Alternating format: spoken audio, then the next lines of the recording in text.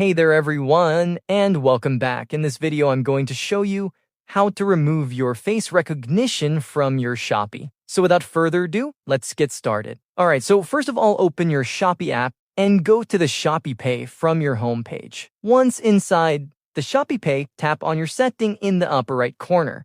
Now go to PIN and Biometric. Here you will see whether your biometric login, like face recognition or fingerprint, it's enabled.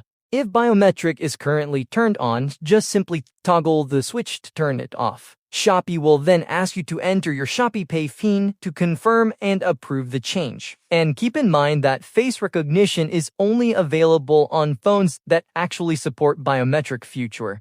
So if you don't see that option for facial recognition on your device, so that just means your phone doesn't support it, and Shopee Pay will continue to use your PIN instead. And that's it. You have successfully removed facial recognition on Shopee, and now you can just use your PIN for verification. Thanks for watching.